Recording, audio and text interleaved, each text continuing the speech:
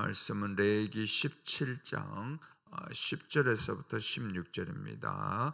레위기 17장 우리 10절에서부터 16절까지 우리 함께 보도록 합니다. 구약 173면에 있습니다.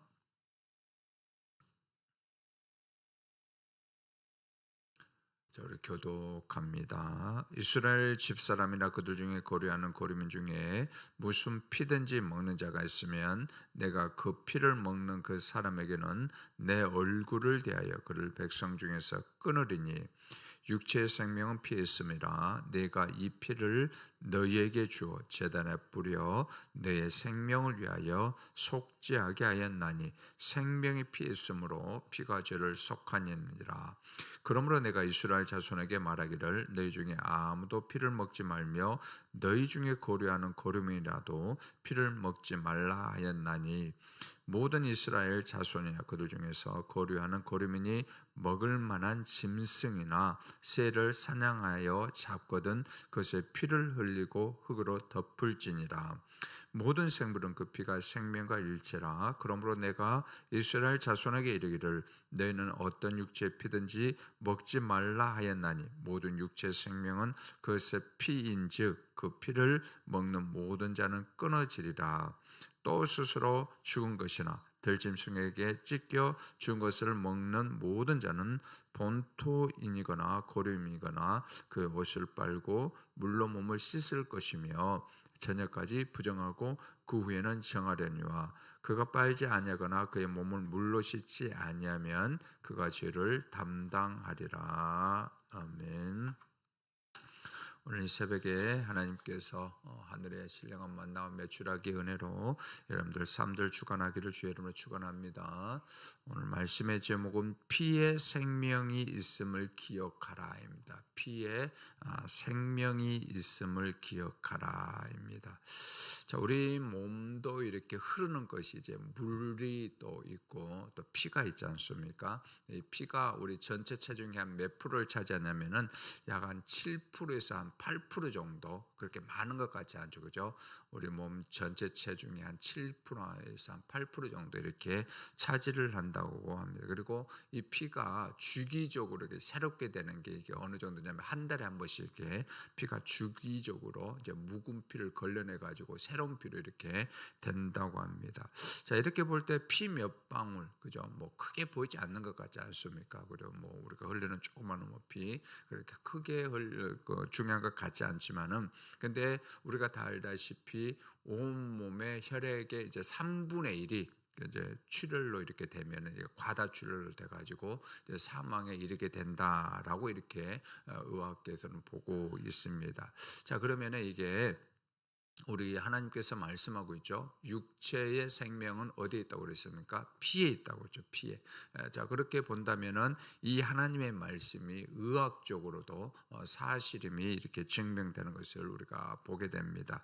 자, 오늘 보면은 이제 피의 기능을 이제 설명하는 게 이제 11절을 우리가 처음 읽었던 그 11절을 중심으로 해가지고 이제 10절과 12절에 이제 둘러싸는 거죠.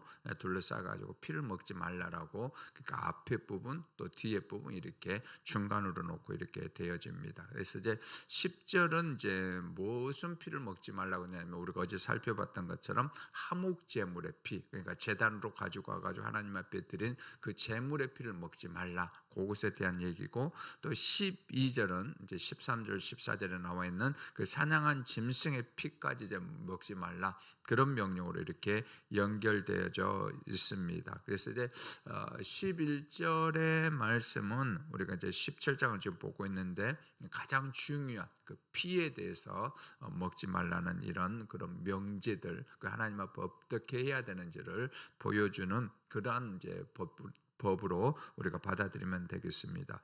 자, 이 구절들에서 이제 다음 세 가지 어떤 피의 명제를 우리가 보게 되는데, 첫째 이제 피는 어떤 거냐면은 짐승의 피다 할지라도 그것도 생명이다라는 것입니다. 그래서 이제 사냥감도 외가 아니고 피가 곧 생명이라는 이 말은 모든 가축의 피, 그리고 사냥한 그 짐승의 피 역시 절대로 먹어서는 안 된다라는 것입니다. 다음에 둘째로 이제 피는 제단에 이제 기속된다라는 거예요. 어제 우리가 그 살펴봤던 그런 것입니다. 하나님 앞에 드리기로 작정했던 그 피는 절대로 함부로 해서는 안 된다. 임의로 뭐 처리해서도 안 되고 먹어서도 안 되고 반드시 어디로요? 제단으로 돌려져야 된다. 제단에 피를 뿌리고 이런 거 하지 않습니까? 그런 것들로 돌려져야 된다라는 것입니다. 자, 그래서 이제 세 번째는 뭘 말해주냐면은 이 피가 생명을 대속한다라는 거죠, 그죠? 우리가 죽어야 되는데 그 피가 우리를 대신해서 속해준다라는 그런 어떤 기능적인 그런 효력을 말씀해주고 있습니다.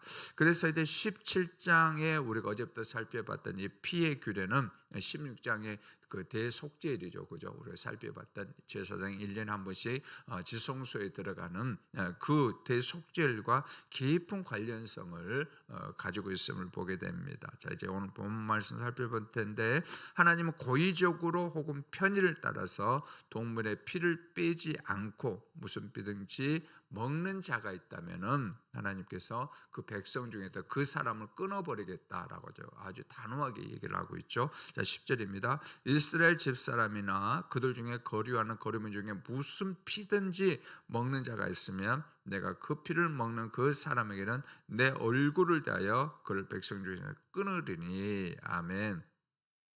자, 여기는 이스라엘 백성들 뿐만이 아니고 대상들이 고류민들, 나그네들이죠, 그죠?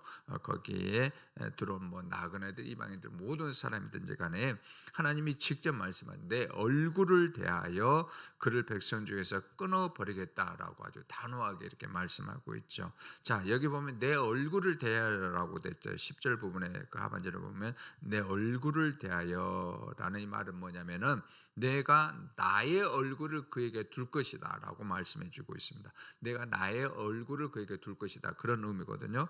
여러분들 하나님의 얼굴을 두겠다라는 말은 무엇입니까? 물론 하나님의 얼굴을 이제 비추사 이제 민수기에 보면 그 축도 아론 이제 축복하는 거 있지 않습니까? 내가 내 얼굴을 두고 이런 것들은 뭐 이제 복이고 은혜고, 그죠? 하나님이 지켜주심이지만은 여기서 10절에서 말씀하는 내가 나의 얼굴을 두겠다라는 것이 뭐냐? 내가 너희를 끝까지 혐오하겠다라는 거죠, 그죠?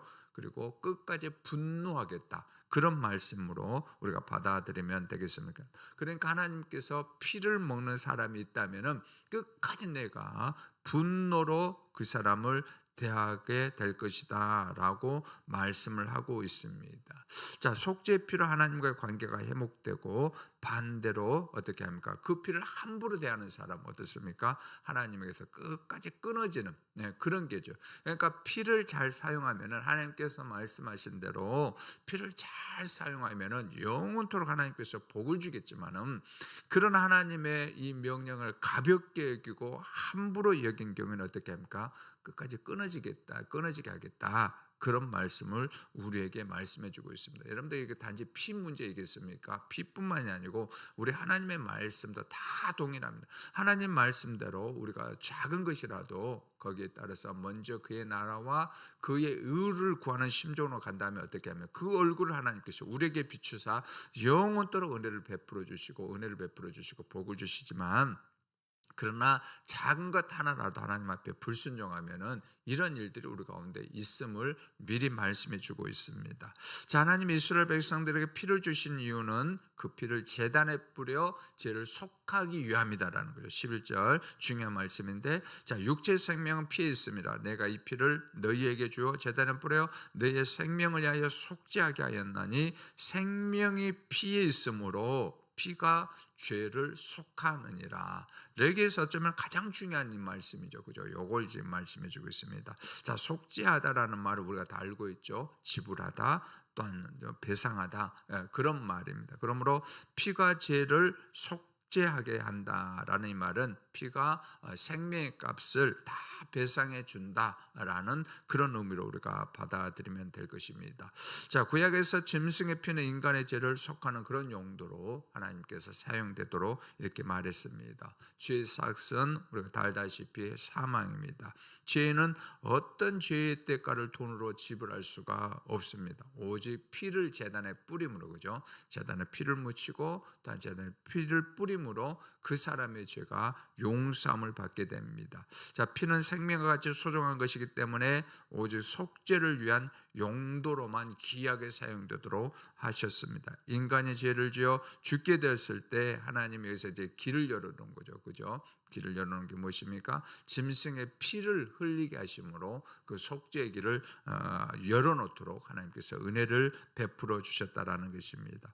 자, 이스라엘 백성은 죄를 범했을 때에 자신이 기르던 어린 양을 해막문으로 끌고 와가지고 어린 양의 목을 베고 피를 그들은 대접에 다 받았습니다. 그래서 그 죽어가는 모습을 통해서 자신의 죄 때문에 어린 양이 그렇게 예초롭게 죽어가는 그 모습을 보면서 죄가 얼마나 무서운가, 하나님께서 얼마나 죄를 싫어하는가, 그것을 그들은 몸소 실감을 이렇게 했을 것입니다. 하나님은 짐승의 피값으로 죄를 속하는 절차를 통해서 이스라엘 백성들이 거룩함으로, 그죠, 경건함으로 살아가기를 늘 원하셨습니다. 그리고 예수님을 보내가지고 완전한 이 속죄를 완성시켜 주셨습니다. 독생자의 생명을 죄인들의 생명과 맞바꿀 정도로 하나님은 우리 죄인들의 생명을 귀하게 여겨 주셨습니다. 그래서 우리가 해야 될 일이 무엇일까요? 피 흘리기까지 죄와 싸우는 것, 그것은 바로 은혜를 입은 자들, 우리를 위해서 피를 흘리신 예수님의 그 십자가의 은혜를 입은 자들이 마땅하게 치러야 될 그런 삶의 죄사입니다. 여러분, 그냥 하나님, 예수님이 그냥 피를 흘려서 죽으셨다, 이것만 끝나서는 안 되고, 우리도 마찬가지 죄에 대해서, 그죠, 유혹에 대해서 거의 넘어가지 않도록 피 흘리기까지, 히브리서 12장 4절에 나와 있는 피 흘리기까지 너희가 싸우라라고 이렇게 얘기했던 그 말씀이 우리의 삶의 자세로 나타나야 된다는 것입니다. 자, 그러면서 하나님은 생존을 위해서 어떤 짐승이나 쇠를 사냥하여 잡는 경우에는 그 피를 빼내고 흙으로 덮으라라고 이렇게 명령을 하고 있습니다. 자, 왜 피를 빼내고 흙으로 덮는 이런 행위를 말씀하실까요? 똑같습니다. 이것도 생명을 하나님께서 존중히 여기신다라는 거예요. 그래서 여러분들이 살인하지 말라라는 거죠.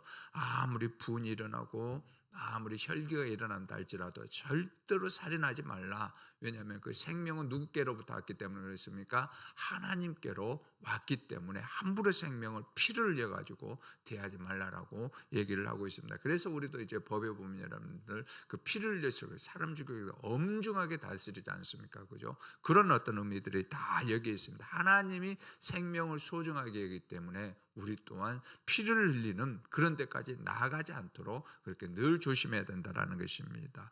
자, 하나님은 스스로 죽은 것이나 들짐승에 찢겨 죽은 것을 먹는 모든 자는 옷을 빨고 물로 몸을 씻어 정결하게 하되 저녁까지 부정하고 후에는 정하다라고 이렇게 말씀을 해주고 있습니다. 자, 그러나 이 피의 규례는 신약에 와서는 예수 그리스도의 피 흘림을 통해 가지고 완성이 되었습니다. 더 이상 이 규례가 우리를 옥죄거나 우리를 묶어두거나 그렇게 하지 않습니다.